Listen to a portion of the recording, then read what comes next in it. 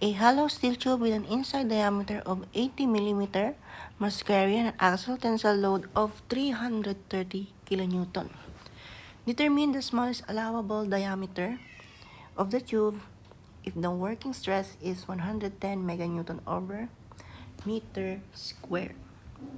So, alam naman natin na pag circle is, ang area niya is pi over 4 times capital T quantity squared. So, pag hollow naman, palagi nyo itong tatandaan na pag hollow, merong outside diameter tsaka inside diameter. So, ang mangyayari sa area natin is magiging pi over 4 quantity of capital D minus small d quantity squared. So, isulat na natin yung mga given. So, given, ano na ulit yun? Yung P natin or yung axial force natin, di ba? 330 kilonewton. Tapos, may binigay din na stress na 110 meganewton over meter squared. Tapos, meron ding inside diameter na 80 millimeters. Ano natin dito? Capital D or small d? Diba? Pag capital D, ito yung outside diameter, while yung small d is the inside diameter. So, letter D siya. Small d. So, 80 millimeters. While yung capital D is unknown. So, nasulat na ba natin lahat ng mga given? Yes.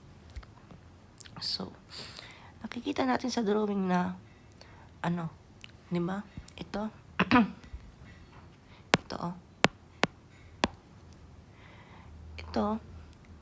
Ito daw is itong outside diameter, ima-minus natin siya sa inside diameter para makuha natin yung D. Diba unknown yan? So, paano ba natin makukuha yung capital D? Makukuha natin yung capital D by using the normal stress formula. Ano ba yung normal stress formula? Diba ito yun? Stress is equals to axial force or P all over cross-sectional area or area na lang. Diba alam naman natin yung given ng stress natin, diba, is 110 meganewton over meter square is equals to axial force natin, diba, 330 kilonewton all over pi over 4 or yung area ng circle na hollow, capital D minus 80 millimeter quantity squared. So, mapapansin nyo na itong stress natin is naka meganewton over meter squared. So, kailangan natin siyang ayusin. So, ayusin natin to. So, stress, diba, is 110 meganewton over meter squared. So, kailangan natin i-convert yung meganewton into kilonewton. Kasi naka-kilonewton yung axial force natin. So, alam naman natin mag-convert, diba? So, 110 times 1,000. Isulat na lang natin. 1,000 kilonewton over meganewton. So, ang makukuha natin dyan is 110,000 or 110,000 kilonewton over meter squared. So, kailangan pa natin i-convert yung meter squared sa millimeter squared kasi naka-millimeter yung natin, diba? Naka-millimeter yung diameter natin. Nakalagay din naman sa problem na kailangan naka-millimeter. So, paano natin i-convert yan? Diba nasa ilalim yung meter squared? So, para magiging ganito itsura diba nito? Diba, ganito yan. 100. Nasaan yung numerator tong 110,000 kilonewton over meter squared. Para hindi tayo malito, gagawin natin maganto. Lagyan natin ng 1 dito kasi sa yung denominator yung i-convert natin. So, di ba alam naman natin na 1 meter squared yan? So, i-convert natin yung 1 meter squared into millimeter. So, di ba alam naman natin na ang 1 meter is 1,000. So, dodoble natin siya. I-square natin siya. So, gagawin natin siyang 1,000 millimeter over meter quantity square. So, ang lalabas dyan ay, by using calculator, 110,000 all over 1 times 1 all over 1,000 or 1,000 squared. So, ang lalabas dyan is 0.11 kilonewton over millimeter squared. So, naintindihan naman natin. Di ba makakancel lang din naman itong meter squared kasi asa denominator yung meter squared. Sana hindi kayo malito. Kasi kung itatry niyo yan, di ba ganito yan? Magiging 110,000 kilonewton times 1 all over 1 meter squared times 1,000 squared millimeter squared over millimeter squared over meter squared. So, makakancel itong meter squared.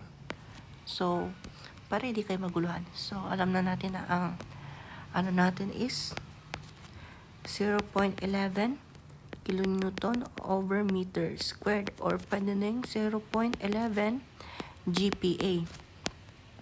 Gets ba yun? Siguro naman gets na natin yun. So, palitan na natin to. So, magiging 0.11 kilonewton over millimeter squared is equals to 330 kilonewton over pi over 4 d, capital D, minus 80 millimeter quantity squared. So, makikita natin na match na sila. Kilonewton, millimeter squared, at millimeter squared.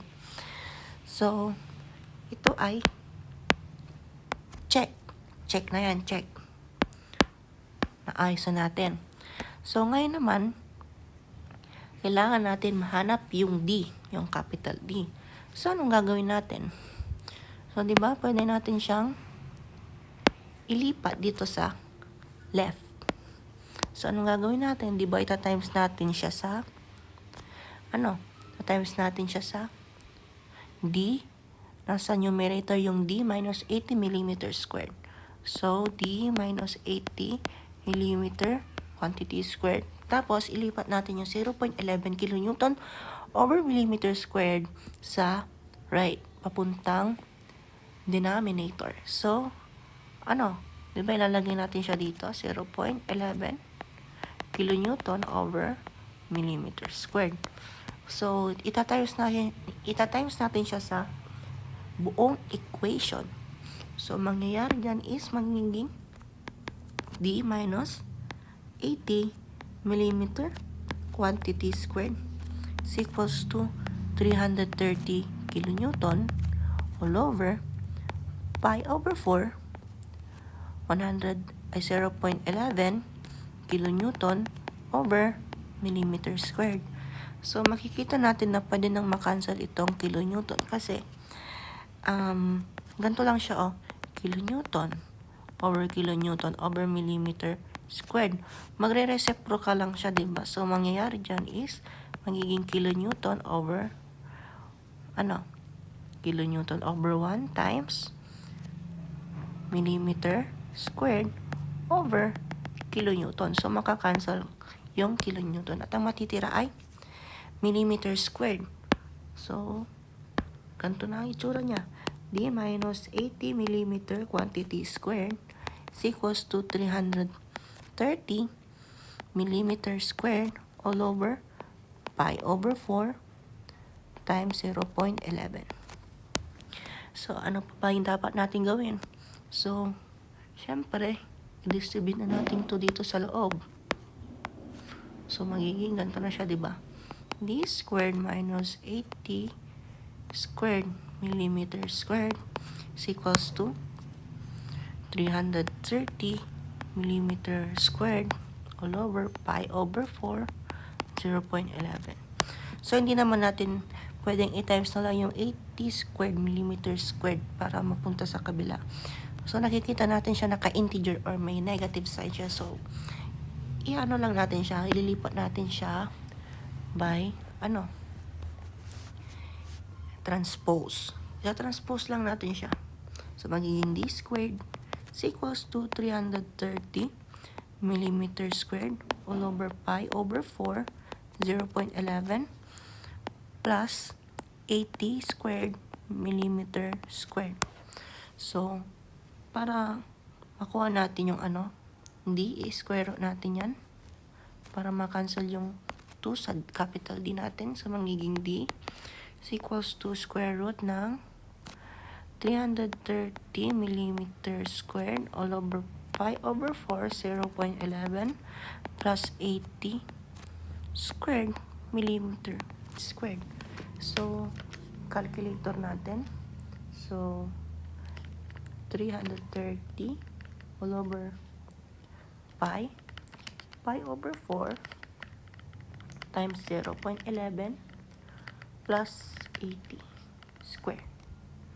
So, pag kinalculator natin yan, ang lalabas ay, ilan dapat?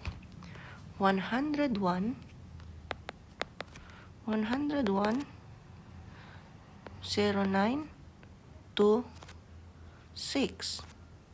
millimeter. So, yan na yung final answer natin. Okay ba yun?